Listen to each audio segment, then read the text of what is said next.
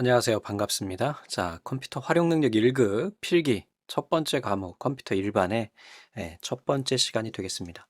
여러분들 마음가짐이 지금은 참 좋죠. 그러니까 우리가 항상 공부할 때 보면 책이 항상 앞쪽만 이렇게 까매집니다. 그래서 뒤에 가면 갈수록 의지력이 떨어지게 되는데요. 아무래도 이제 정규 강좌다 보니까 분량이 굉장합니다. 그래서 작년, 재작년 이렇게 서비스했던 강의가 뭐 실제 출제되는 시험 범위의 99%, 그러니까 그 교재에 있는 또는 강의에 있는 내용들을 모두 다 안다면 거의 90점 이상 맞을 수 있는 그런 강의였는데, 그렇다 보니까 이게 뭐 지엽적인 문제들, 지엽적인 내용들, 뭐 지엽적이라는 거는 이건 틀려라 이렇게 말도 안 되는 문제들까지 다 교재와 강의에 싫다 보니까 여러분들이 너무 힘들어 하시는 것 같아요. 그래서 이번에는 전체 분량에서 우리가 80점을 목표로 강의를 구성했습니다. 그래서 부탁드릴 말씀은 우리가 이제 기본 강의만 딱 보지 마시고요. 이제는 우리 기출 문제도 적어도 한 4회 정도는 봐주십시다 하는 게 제 바람입니다. 그래서 빠르게 우리 기본 강의를 수강하셔야 돼요. 여기에서 우리가 너무 시간을 투자해버리면 지쳐서 나중에 네, 아무것도 못해요. 그래서 잘 모르겠다 하는 것들은 과감히 패스하시고요. 이 용어들에 대한 것도 간단히 정리를 하시고 여기에 제시되어 있는 문제들이 있습니다. 그러니까 이론과 문제가 있는데 그 문제만 정확하게 파악하고 계시면 됩니다. 아셨죠? 너무 깊이 들어가려고 그러면은 너무 까다롭게 들어가려고 그러면은 너무 힘들어져요. 그래서 나중에 우리가 기출 문제에서 다 잡는다고 생각하시고 우리가 80% 정도 한다. 이렇게 생각하고 네, 봐주시면 될 것 같습니다. 첫 번째 시간이고요. 우선은 컴퓨터 시스템. 우리가 이제 컴퓨터에 대한 걸 알아야 된단 말이죠. 그래서 사실은 여러분들이 매일 사용하고 계시는 이 컴퓨터, 뭐 스마트폰도 잘 아시다시피 이제 컴퓨터의 일종이 되겠습니다. 그러니까 뭐 기계를 우리가 사람이 사용하는 것 이런 거를 우리가 보통 컴퓨터라고 이야기하죠. 이게 컴퓨터라고 하는 어원은 계산기에서 나온 거예요. 계산을 하는 도구 뭐 이렇게 생각하시면 될 것 같습니다. 그래서 이 컴퓨터가 예전에는 우리가 뭐 뭐예요? 주판 이런 것도 우리가 일종의 컴퓨터로 볼 수가 있어요. 그러니까 논리적으로 보면. 근데 우리가 이야기하는 컴퓨터라고 하는 거는 전기적인 데이터 처리 장치예요. 그래서 우리가 EDPS라고 해서 한 20년 전에는 우리가 이제 EDPS라고 했어요. 이 일과목을 컴퓨터 일반이라고 하지 않고 EDPS라고 했습니다. 전기를 먹는 애다. 여러분들이 이제 아셔야 될 거는 그거예요. 컴퓨터는요, 바보 상자입니다. TV랑 똑같은데 어떤 명령을 내리지 않는 이상은 얘가 어떤 것도 할 수가 없고요. 또 한 가지 더 중요한 게 뭐가 있냐면 전기가 없으면 그 어떤 작업도 할 수가 없어요. 그래서 얘는 전기를 먹는다. 이 말씀을 드리는 이유는 뭐냐면 전기라고 하는 거는요, 전기가 흐르고 흐르지 않고 이 두 가지 방법밖에 없어요. 경우의 수가 두 가지밖에 없다고요. 전기가 흐르고 또는 흐르지 않고. 그래서 1, 0 이렇게 두 가지만 우리가 할당하게 됩니다. 그래서 여러분들이 이제 컴퓨터에 하시다 보면은 이진수라는 걸 배우거든요. 우리가 이진수, 이진수 배우는 이유가 바로 1하고 0. 전기가 흐르고 안 흐르고 요걸 가지고 이용하게 됩니다. 이 컴퓨터를 개발할 때 뭘 맨 처음에 이론 삼아 바탕을 삼았냐면 명제라고 하는 애가 있어요. 그래서 나중에 이제 함수에 가시면 또 아시게 될 텐데 이 명제라고 하는 거는 참 거짓이죠. 참이면 1이고요. 거짓이면 0이에요. 간단하게 이렇게 정리하십시오. 그래서 컴퓨터는 전기를 먹는다. 그리고 사람이 어떤 명령을 내리지 않으면 얘는 아무것도 하지 못한다 그랬어요. 자, 그리고 컴퓨터에는요, 크게 두 가지의 분류가 있습니다. 그래서 우선은 하드웨어라고 하는 거는 손으로 만져지는 애예요. 아셨죠? 이제 소프트웨어는요, 여러분들 앱이라고 하는 거 많이 아시죠? 어플리케이션. 바로 프로그램을 우리가 소프트웨어라고 이야기를 해요. 이 소프트웨어에도 우리가 일반적으로 뭐 시스템 소프트웨어하고 응용 소프트웨어 이렇게 두 가지로 구분을 하는데 이제 다 하나씩 또 자세히 디테일하게 보게 될 거예요. 시스템 소프트웨어 딱 이름을 보니까 어떤 시스템을 해주는 역할을 하는 애구나 이렇게 생각하시겠고, 자, 응용 소프트웨어 바로 응용이라고 하는 게 어플리케이션이잖아요. 사전 찾아보세요. 그래서 여러분들이 앱 이야기하는 얘가 바로 응용 소프트웨어의 어플리케이션의 약자 앞에 있는 APP만 하는 거예요. 어플리케이션. 스펠링이 맞는지 모르겠어요. 그런 거 따지지 말자. 근데 맞을 거야. 그래서 요 앱이라고 하는 애가 바로 응용 소프트웨어가 되는 거예요. 여러분들은 뭐 요즘 세상 분들은, 요즘 세대 분들은 컴퓨터보다 스마트폰이나 스마트 패드가 더 익숙하죠. 정말 그런 것 같아요. 그러니까 뭐 저 때는요, TV나 비디오 이런 게 되게 굉장한 그 뭐라 그러죠? 매체를 받아들이는 그런 도구였는데 요즘에는 유튜브 하나로 그냥 뭐 TV고 뭐고 다 아이들은 TV 안 보더라고요. 다 유튜브만 보더라고. 그래서 점점 세상이 변하는 것 같습니다. 자, 여러분들 스마트폰도 마찬가지예요. 시스템 소프트웨어라고 하는 거는 바로 스마트폰을 운영해주는 역할을 하는 애죠. 많이들 들어보셨을 겁니다. 네, 안드로이드. 얘가 운영체제인 거예요. 그러니까 그 안에서 우리가 앱이 있죠. 뭐 전화를 한다든지 아니면은 문자를 준다든지 여러분들 많이 쓰고 계시는 뭐 카톡이라든지 이런 애들이 우리가 이제 응용 소프트웨어에 해당하는 겁니다. 그러니까 우선은 시스템 하드웨어가 있어야 되겠죠. 스마트폰이 있어야 되겠습니다. 뭐 그 안에다가 안드로이드든 또 뭐가 있어요? 많이 쓰는 iOS든 얘네가 설치가 돼 있어야 되겠고 그 기반에서 개발된 응용 소프트웨어 뭐 전화를 한다든지 문자를 준다든지 뭐 카메라, 카카오톡 아니면 뭐 여러 가지 브라우저 앱들 이런 애들을 다 응용 소프트웨어라고 해요. 그럼 컴퓨터에서는요.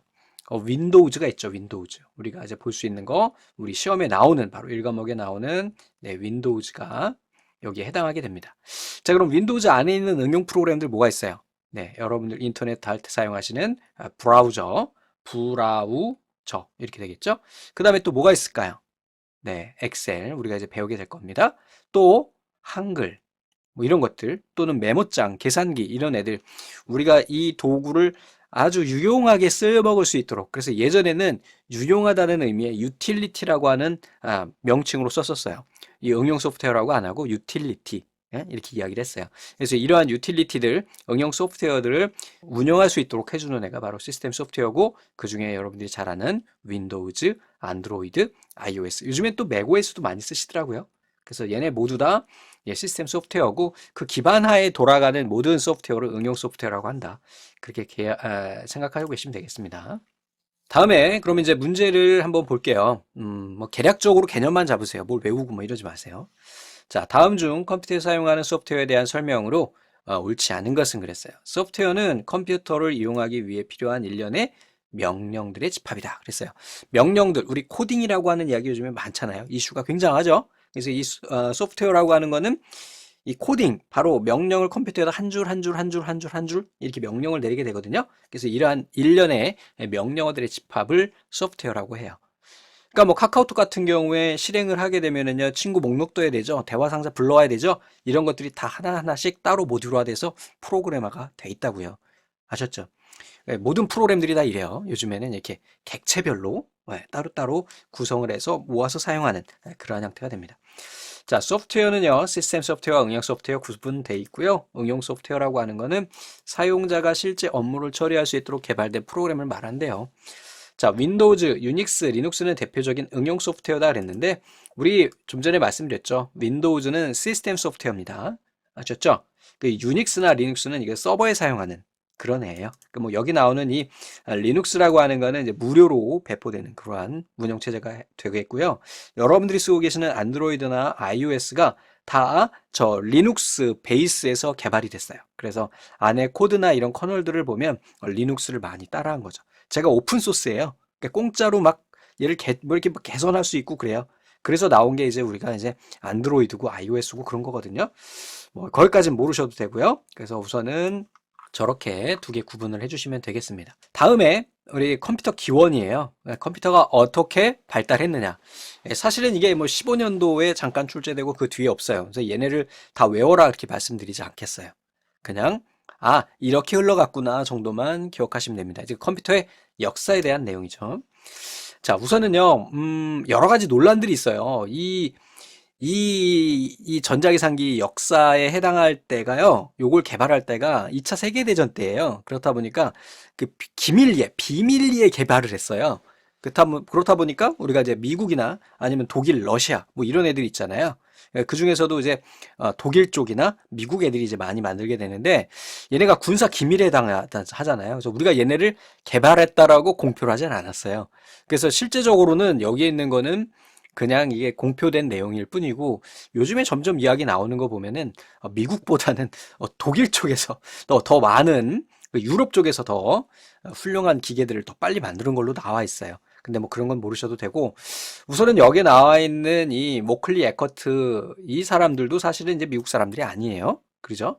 자, 우리 애니악이라고 하는 거를 만들었는데 이게 최초의 전자계산기라고 그냥 기억하세요. 그리고 여기에서 이제 다음에 나온 게 에드삭이에요. 그래서 얘는 여기서 이제 중요한 게 뭐가 있냐면 바로 이 폰 노이만이라고 하는 이분이 이제 굉장히 중요한 역할을 해요. 이분이 원래 철학자고 수학자거든요. 이 폰 노이만 형님이 원래 이제 스위스에 있는 베를린 대학교를 다니다가 거기에서 연구를 하다가 뭐예요? 망명을 합니다. 어디로 망명을 하냐면은 프린스턴 대학교로 망명을 해요. 그래서 거기에서 우리가 이제 얘네를 개발을 하기 시작한 거예요. 근데 이분이 직접 기계를 만든 게 아니라 이 프린스턴 대학교에서 전자계산 프로젝트가 있었던 거예요. 근데 이분이 수학자다 보니까 이 사람의 논문이 있었어요. 뭔가를 계산을 할 때는 예전에는요, 그냥 바로 입력해서 바로 계산이 나오는 이런 거를 했는데 그게 아니라 우리가 기계 내에다가 어떤 프로그램을 담아서 하면 좀 좋지 않겠냐 하는 논문을 쓴 적이 있어요. 그래서 그거를 가지고 우리가 이제 프린스턴 대학교에서 윌키스가 에드삭이라고 하는 이 전자계산기를 개발하게 됩니다. 뭐 이런 내용은 다 필요 없고 이 폰 노이만이라고 하는 형님 우리 컴퓨터 쪽에서는 거의 뭐 신적으로 받아들여지는 분입니다. 그러니까 왜냐하면은 우리가 쓰고 있는 게 좀 전에 프로그램 내장이라고 하는 게 뭐예요? 기계에다가 프로그램을 넣는다는 거야. 근데 여러분들이 당연하게 생각하잖아요. 그죠? 근데 그때 당시엔 당연한 게 아니었던 거야. 그러니까 예를 들면은 저 때는 TV 보는 게 당연한데 요즘 애들은 유튜브 보는 게 당연한 거예요. 그러니까 이런 식인 거죠. 그래서 이해가 좀 안 될 수도 있지만 그때 당시엔 굉장히 혁명적인 거였어요. 그래서 이 폰 노이만형 프로그램 내장 방식. 여기에 처음 들어간 게 에드삭입니다. 에드삭. 그래서 여기에 이제 얘가 약어로 일렉트릭 딜레이 스토리지 오토매틱 캐큘레이터의 약자인 거예요. 여기 보면 뭐예요? 스토리지가 들어가죠? 뭐예요? 여기에 S가 들어가죠? 요걸로 기억하시면 돼요. 에드삭 스토리지. 저장돼 있구나. 뭐가? 프로그램이 내장돼 있구나. 이렇게 기억하시면 됩니다. 자, 얘가요. 이제 에드삭이 얘가 이제 발전을 해가지고 뭐가 나오냐면 에드박이 나오게 돼요. 근데 여기에서는 뭐냐면 바로 이 이론을 폰 노이만 형님의 그 프로그램 내장 방식에 대한 그런 이론을 완벽하게 적용을 해서 나온 게 바로 에드박이에요.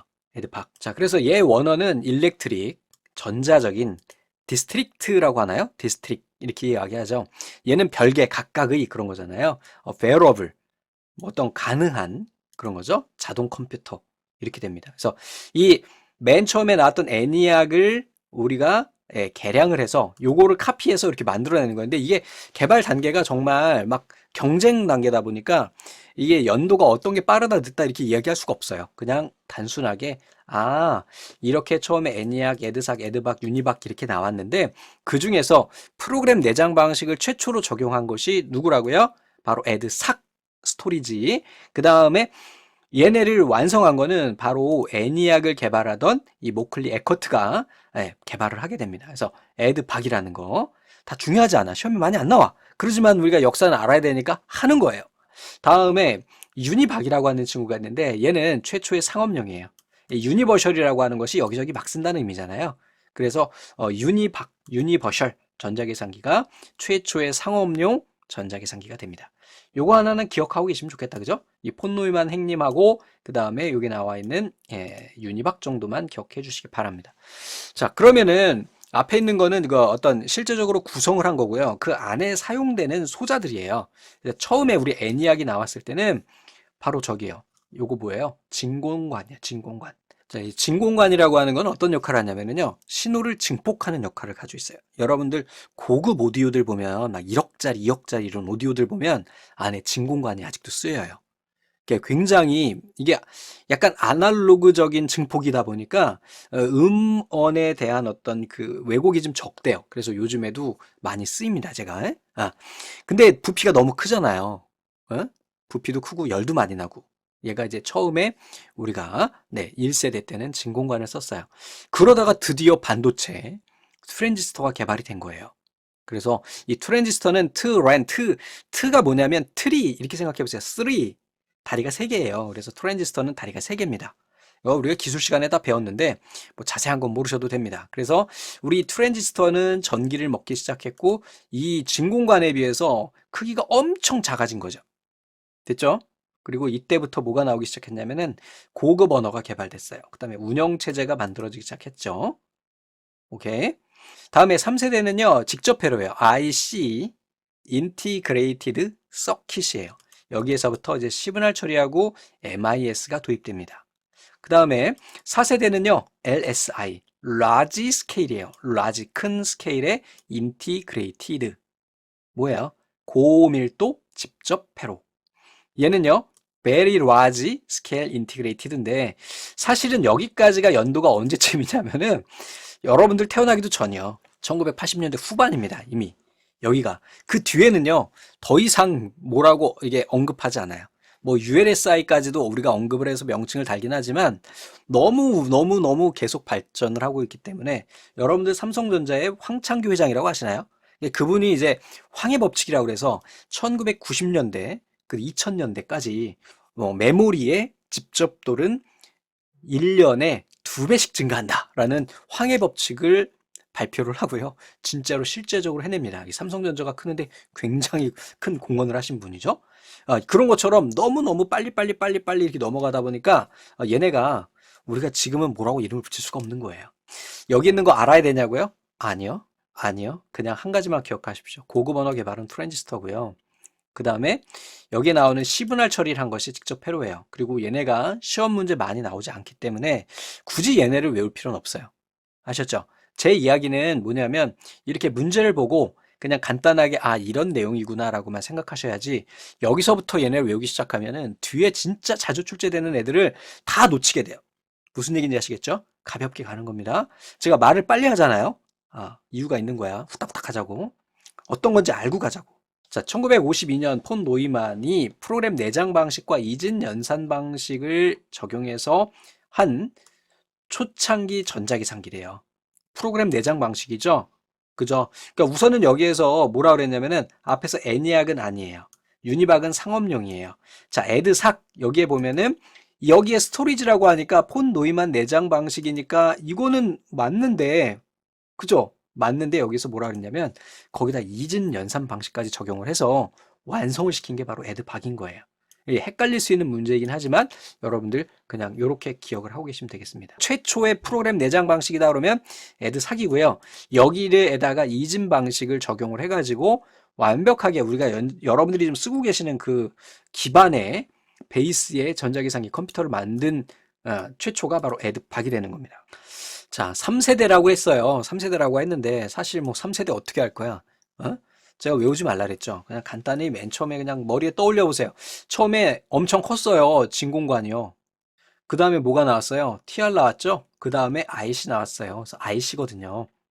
그래서 인테그레이티드 서킷 여기 같은 경우는 여기에서 우리가 해당하지 않는 것은 그랬습니다.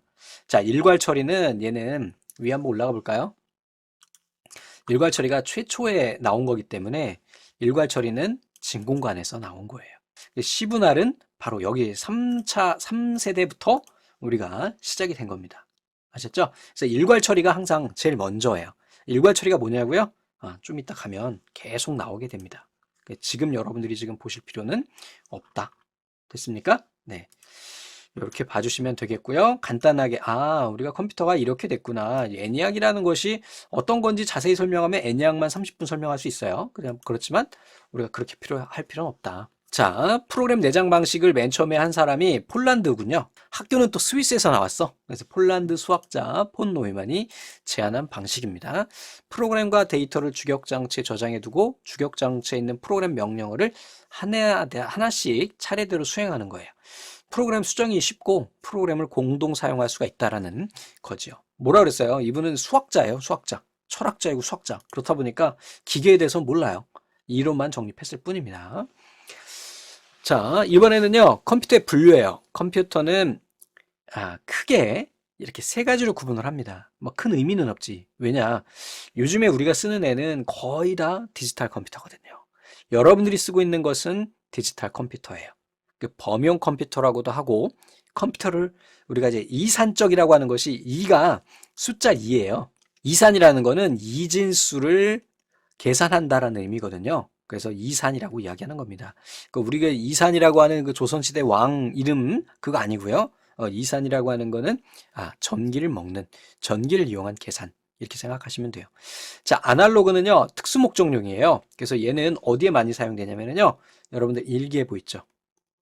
이런 거 사용할 때 씁니다. 하이브리드는 두 개 다 섞어서 우리가 쓰게 돼요. 간단히 한번 정리해 봅니다.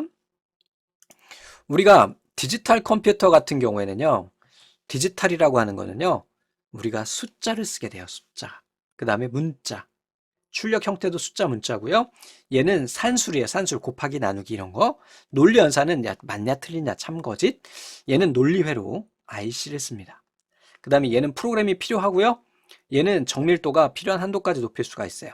기억 기능도 있고요. 적용성이 범용이에요. 그래서 우리가 많이 쓰고 있는 애죠. 자, 아날로그 컴퓨터는요. 얘는 전류, 전압, 온도. 그래서 온도의 변화, 일기예보 또는 우주 예측, 계측 이럴 때 많이 쓴대요. 얘는 곡선이거나 그래프예요. 왜냐하면 시간에 따른 아날로그라고 하는 거는 시간에 따른 변화량이거든요. 근데 디지털은 시간에 따른 변화량이 없어요. 크기에 따른 거는. 1 아니면 0이거든요. 자, 얘는 미적분 연산에 쓴대요. 이렇다 보니 미적분 쓰는 거고, 얘는 증폭회로예요. 그 다음에 얘는 프로그램이 필요하지 않고요. 정밀도가 제한적이고, 그래서 자주 틀리잖아. 일기예보가, 그지? 자, 기억 기능이 없고 특수 목적용에 쓰입니다. 그래서 이 두 가지 그냥 간단하게만 머릿속에 그림만 그려놓으세요. 그렇구나. 자, 문제입니다. 다음 중 컴퓨터에서 사용하는 데이터의 유형과 관련하여 아날로그와 디지털 데이터에 대한 설명으로 옳지 않은 것은 그랬어요. 범용 컴퓨터는 아날로그 데이터를 취급해요? 아니죠. 우리가 일반적으로 쓰는 애는 디지털 컴퓨터라고 했어요. 이 문제는 그냥 주는 문제죠. 자, 아날로그 데이터는 시간에 따라 크기가 연속적으로 변하는 정보를 이야기한다. 하이브리드는요, 컴퓨터에는요, 디지털하고 아날로그를 혼합해서 하이브리드 자동차 있잖아요. 기름도 먹고 전기로도 가는.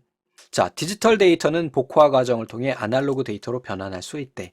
맞아요. 에? 우리가 이거를 나중에 이제 또 배우게 될 텐데요.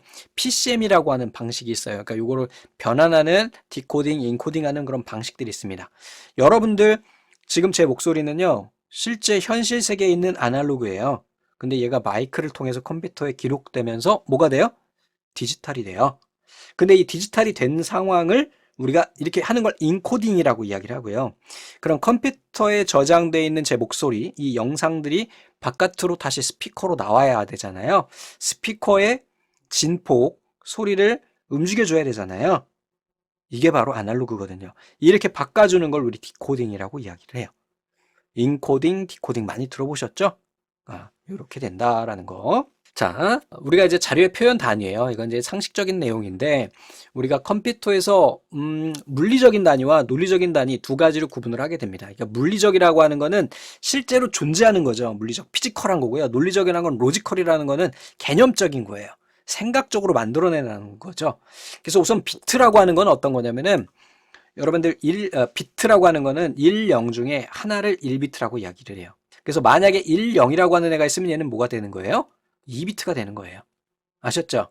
이 비트라고 하는 거는 전기가 한 번 들어가거나 빠지거나 실제적으로 물리적으로 얘네를 구현할 수가 있어요. 그쵸? 자, 그 다음에 이 바이트라고 하는 애는요. 얘네를 8개 모으면 돼요. 8비트는 몇 바이트요? 1바이트요. 뭐 상식입니다, 이거는. 이렇게 해서 8비트가 1바이트가 되는 거예요. 결국은 여기에 이 단위에 따라서 얘가 바뀌니까 얘도 물리적 단위가 되고요. 그 다음에 이 바이트가요. 2개, 4개 이렇게 늘어나게 되면 하나의 단어로 만들어지게 됩니다. 워드, 풀워드, 해프워드 막 이렇게 있어요. 그래서 이렇게 구성이 된다. 그 다음에 나오는 이 필드, 레코드, 파일, 데이터베이스 얘네들은 다 논리적인 거예요. 그냥 고정이 돼 있지 않다고. 내가 원하는 대로 막 할 수 있다고요. 자, 필드라고 하는 게 뭐냐? 뭐 여러 가지 데이터들을 이제 모아가지고 데이터베이스에 저장을 할 거예요. 주소록이에요. 번호가 있어요. 그 다음에 여기에 이름이 있겠고요. 전화번호, 이메일 이렇게 있어요. 얘네를 바로 필드라고 해요. 항목 이름들. 이 항목 이름은 얼마든지 늘어날 수 있죠. 그래서 얘네는 논리적 단위인 거예요. 그 다음에 이 각각 이 항목에 맞는 값들이 있겠죠. 얘네가 하나씩 다 레코드가 되는 거예요.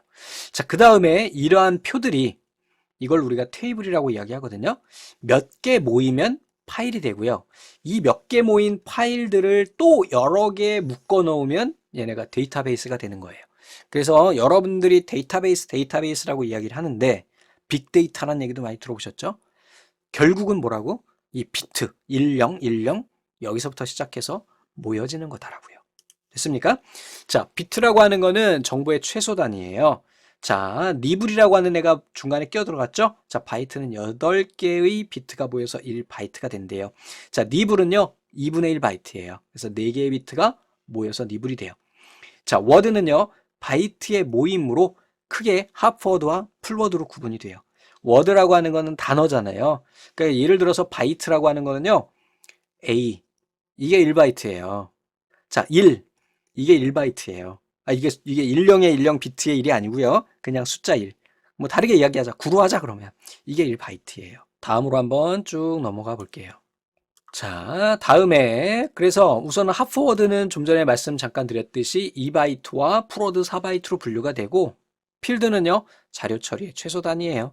자, 레코드는요, 하나 이상의 필드들이 모여서 들어가는 거고 얘네는 파일은요, 이런 필드와 레코드를 모아 놓은 얘네들을 하나의 파일이라고 해요. 이게 레코드 모임 이렇게 딱 단순하게 돼 있는데 많은 레코드들을 하나 묶어 놓으면 결국은 테이블이 되는 거거든요. 그리고 그 파일들이 많이 모이게 되면 데이터베이스가 돼요. 자, 자료의 크기 순서는요, 비트, 니블, 바이트, 워드, 필드, 레코드, 파일, 데이터베이스. 어렵지 않아요. 왜냐면 그려가면 되거든요. 하나씩 하나씩. 갑니다. 한번 출제됐었네요. 뭐란 얘기예요? 한번 출제됐으니까 아직 외우지 말라고요. 자, 다음 중 컴퓨터에 사용하는 논리적 구성 단위를 작은 것에서부터 한대요. 비트, 바이트, 워드, 필드인데 필드가 먼저 와야 되겠죠? 워드, 필드, 바이트인데 바이트가 앞으로 와야 되겠죠? 워드, 필드까진 좋아요. 틀렸네요. 필드가 모여서 레코드가 되고 레코드가 파일이 되고 데이터베이스가 되는 거죠. 자, 다음에 얘는 좀 개념적인 내용이고 그냥 모르셔도 돼요. 보수라고 하는 거는 보충하는 수예요. 보충하는 수. 됐죠? 그것만 아시면 돼요. 그래서 우리가 이진수에서는요. 1이 되기 위한 수, 0이 1이 되기 위한 수, 1이 채워지는 거거든요. 그래서 이진수에서 여기에서 1이 되기 위해서는 어떤 값이 필요해요? 0이 있으면 1이 되죠. 0이 1이 되려면 1이 되죠. 그래서 0에다 1을 더하니까 내가 필요한 보충해야 될 수는 1이고 0이 되는 겁니다. 그래서 보통은 우리가 1의 보수는 그러면 0, 0의 보수는 1 이렇게 이야기하죠. 왜요? 1에 보충할 수는 0이고요. 0에 1이 될 보충할 수는 1이 되는 겁니다. 됐죠? 얘네는 사실 그냥 개념적인 것만 기억하고 나머지는 보지 않으셔도 됩니다. 너무 어려워요. 자, 다음 중 컴퓨터에서 사용하는 자료의 표현에 관한 설명 중 옳은 것은 그랬어요. 보수는 컴퓨터에서 기본적으로 사용하는 덧셈 연산을 이용하여 뺄셈을 수행하기 위해 사용한다. 네, 보수를 이용하는 이유 중에 가장 큰 이유입니다. 뭐냐? 우리 컴퓨터는요, 아직 배우지 않았는데 안에 가산기라고 하는 애가 있어요. 기본적으로 컴퓨터는 덧셈밖에 못해요. 얘를 뺄셈과 곱하기 나누기를 할 수 있게 해주는 애가 바로 뭐냐면은 바로 이 보수기예요. 보수기를 이용해서 감산기를 만들 수가 있습니다. 아셨어요? 그래서 우리가 보수는 뺄셈을 할 때 쓴다.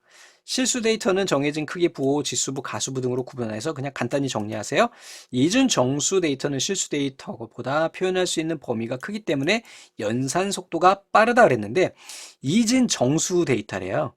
실수 데이터보다 표현할 수 있는 범위가 크냐? 여러분들 정수라고 하는 것과 실수라는 것은 어떻게 표현할 수 있느냐면 정수는 이게 정수고요.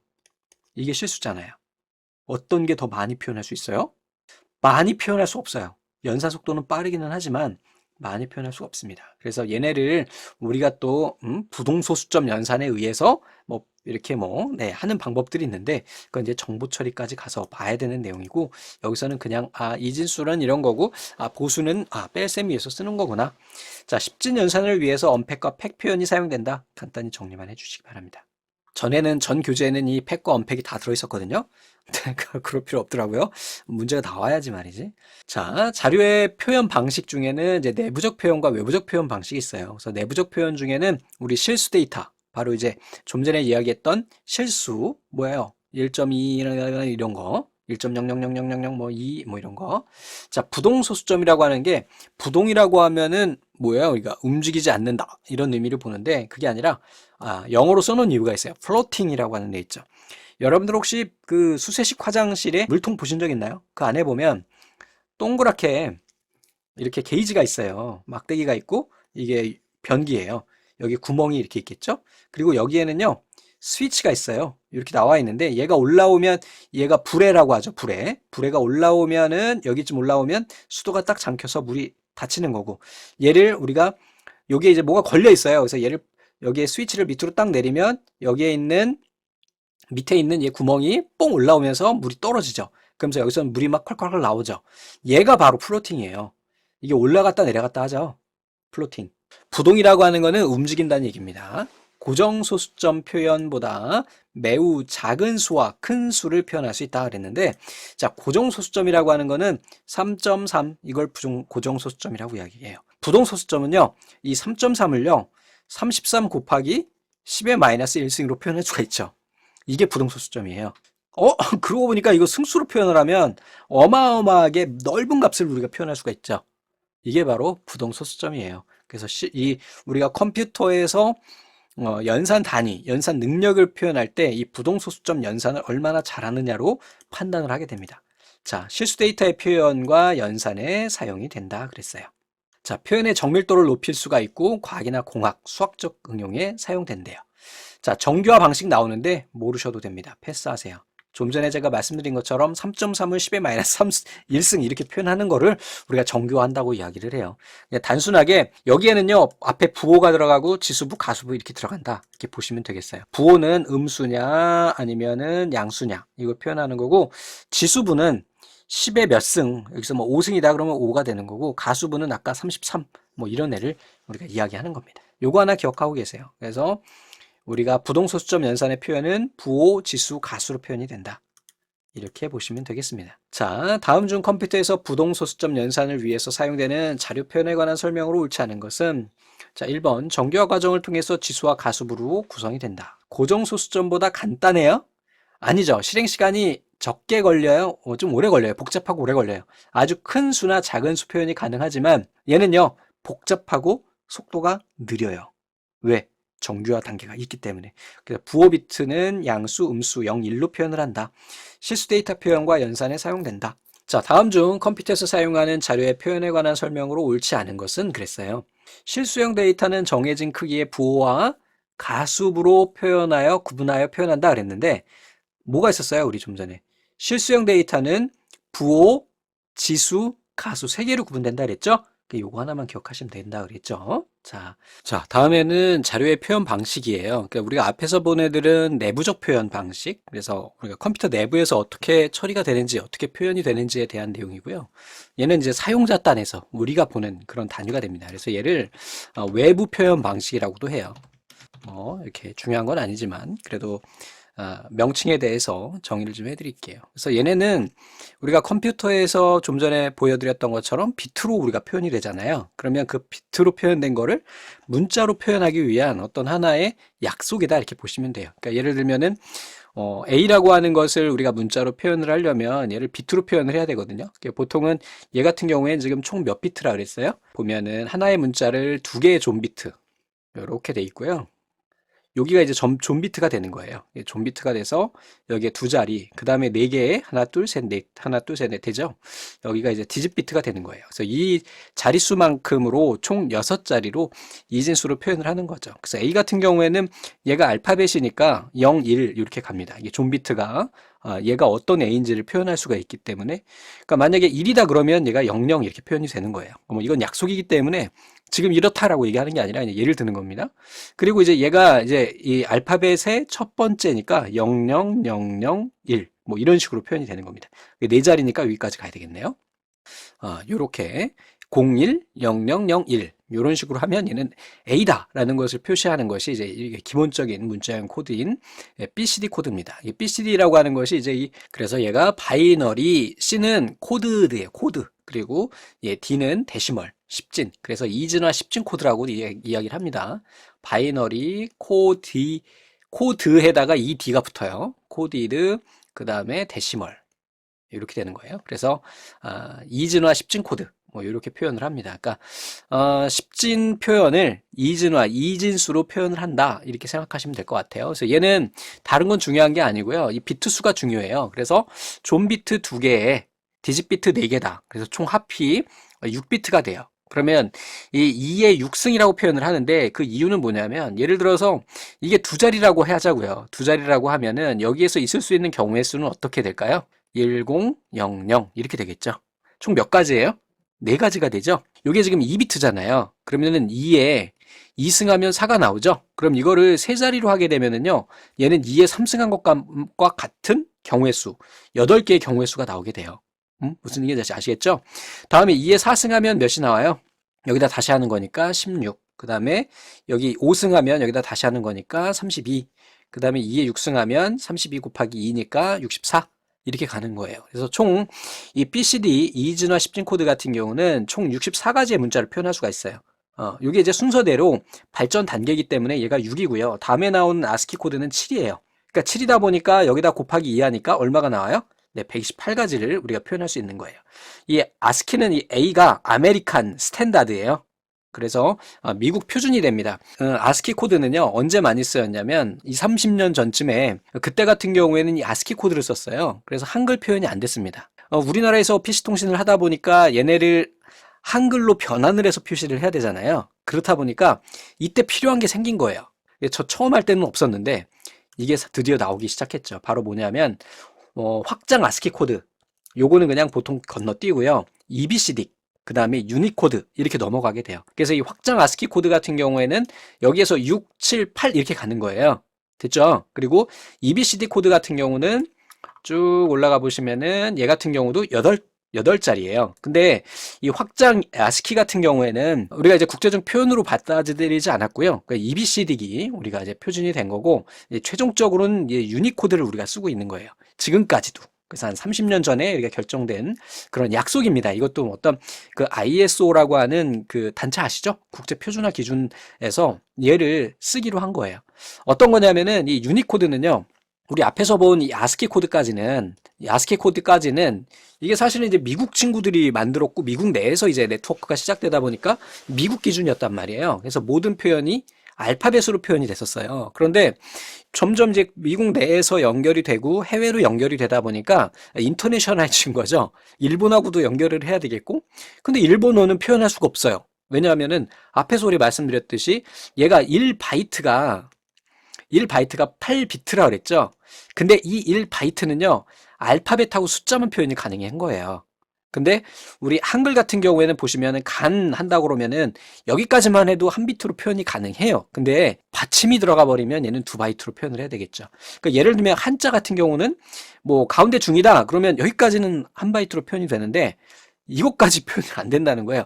여기다 또 만약에 충을 쓴다 그러면 이렇게 하면은 한 바이트로는 도저히 이 문자들, 전 세계 문자 코드를 표현할 수 없구나 라는 것이 나오면서 우리가 유니코드가 나오게 된 거예요. 그래서 얘는 어떠냐면 전 세계 모든 글자 A건 뭐 신이건 뭐 중이건 일자에서 뭐 우리가 뭐라고 하죠? 뭐 이렇게 쓰죠. 얘네를 다 그냥 2바이트로 그냥 통일하자. 현재 우리가 여러분들이 인터넷을 쓸 수 있었던 계기가 되는 거죠. 그래서 저 처음 PC 통신을 할 때는 해외 통신망에 들어가게 되면은 글자가 다 깨졌어요. 이게 안 맞아가지고 정말 불합리하죠. 막 그랬었던 적이 있었습니다.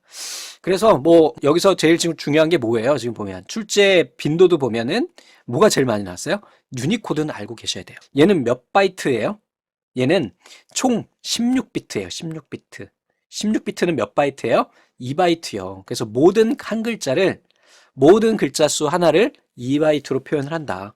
전 세계 국민들이 모두 다 같이 어떤 그 차이 없이 통신할 수 있도록 하는 거다. 그래서 얘는 16비트니까 2의 16승에서 6만 5천 자를 표현할 수가 있습니다. 거의 뭐 표현 못할 만한 글자가 없는 거죠. 각 국가마다 또 다 구분이 존 코드 줘버리고 하게 되면 거의 뭐 표현 못할 만한 그런 단어들이 없는 거예요.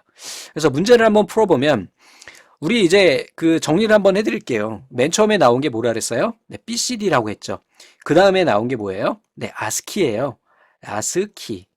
그 다음에 뭐가 나왔어요? 네, EBCD요. 그 다음에 뭐예요? 네, 유니코드요. 유니코드. 이렇게 되는 거예요. 얘가 6, 7, 8 이렇게 됩니다. 되셨죠? 6, 7, 8이고 얘는 몇이었어요, 우리? 네, 16이었죠?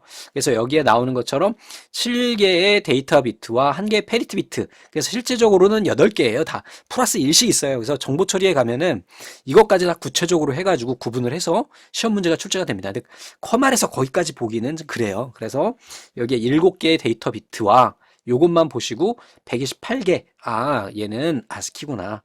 얘는 6, 7, 8 이렇게 된다고요. 얘는 16. 되셨죠? 이것만 기억하시면 돼요. 다른 거 볼 필요도 없어. 앞에서 뭐 다른 거 하나 출제됐었는데 굳이 네. 다음 중 컴퓨터에서 사용하는 유니코드에 대한 설명으로 옳지 않은 것은 세계 각국 언어를 통일된 방법으로 표현할 수 있게 제한된 국제적인 코드 규약이에요. 약속인 거예요. 자, 8비트 문자 코드인 아스키 코드를 32비트로 확장한 것이 아니고요. 우리가 이 아스키 코드에서 좀 전에 확장형 아스키 코드 있었죠? 그 다음에 유니코드 나왔잖아요. EBCD 코드 나왔죠. 그 다음에 유니코드가 나오겠는데 얘는 몇 비트라고요? 좀 전에 봤듯이 우리 16비트예요. 16비트. 됐습니까? 그래서 한글은 조합형, 완성형, 옛글자 모두 표현할 수가 있다. 최대 65,000자의 글자를 코드할 수 있다. 그랬죠. 그래서 다음에 이번에는 데이터 웨어하우스라고 하는 친구가 나와요. 데이터 웨어하우스 이렇게 보기보다는 이 밑에 이제 데이터 마이닝이 있기 때문에 두 개의 비교에 대한 내용들이거든요. 근데 이거는 출제 빈도는 많지는 않은데 상식적으로 좀 알고 계시면 좋겠다 이거죠. 그냥 요즘에 우리가 빅데이터 이야기를 하는데 여러분들이 뭐 SNS에 글을 올리시잖아요. 페이스북도 있고 트위터도 있고 뭐 카카오톡으로 날리는 것까지는 이제 분석이 안 되겠지만 이러한 어떤 SNS에 여러분들이 글을 올리시게 되면 이 회사들이 왜 먹고 사는지 아세요? 네, 바로 이것 때문이에요. 데이터 때문에. 여러분들이 트위터에 내가 지금 어느 지역에서 뭘 하고 있다. 라고 하는 것을 이 회사는 분석을 하고 있습니다. 그래서 이 친구가 20대인데 지금 서울의 어떤 음식점에서 뭘 먹으면서 인증사실을 올렸어. 보니까 데이터로 흐름을 보니까 주말 12시쯤에 강남역 근처에서 어느 집에서 20대들이 밥을 많이 먹더라. 이거를 파는 거예요. 이 데이터를. 분석을 해가지고. 이 데이터를 모아놓는 것을 우리가 데이터 웨어하우스라고 하고요. 이 모아놓은 자료를 가지고 마이닝이라는 게 뭐예요? 어떤 의미를 부여하는 거죠. 그래서 그 데이터에다가 의미를 부여해서 마케팅이나 아니면 기업의 어떤 의사결정을 할 때 사용하는 것이 데이터 마이닝이에요. 이 데이터 웨어하우스라고 하는 거는 아주 분량이 많은, 그러니까 하루에도 막 수조억 개란 말이 표현이 맞는지 모르겠지만 많은 데이터들이 막 발생을 하잖아요. 그러한 것들을 자료를 모아놓는 거예요. 그리고 얘네를 분석해가지고 의사결정까지 하는 거고요. 이 안에서 우리 데이터를 분석하는 것을 데이터 마이닝이라고 해요. 그러니까 큰 범위 내에 데이터 웨어하우스 내에서 데이터를 분석하는 도구가 데이터 마이닝이 되는 거죠. 아셨죠? 간단히 한번 읽어봐 주시면 될 것 같아요. 그러니까 워낙 요즘에는 여러분들이 많이 들어본 내용이다 보니까 그렇게 어렵지는 않을 것 같아요. 자, 데이터 마트는요. 데이터 웨어하우스 같은 경우는 이거 뭐 페이스북, 구글, 다음, 네이버 이런 큰 규모의 회사들에서 우리가 사용을 하고 이 데이터 마트는 그거보다는 좀 작은 회사들 있죠. 어떤 중소기업에서 이번에 어떤 신제품을 만들 거예요. 그러면은 뭐 소비자의 어떤 경향을 파악해야 될 거 아니에요. 그러면 이제 자료를 수집한 것도 있겠죠. 자기네들 게시판이나 아니면 콜센터에 문의 온 것들 이런 것들이 다 하나하나가 자료니까.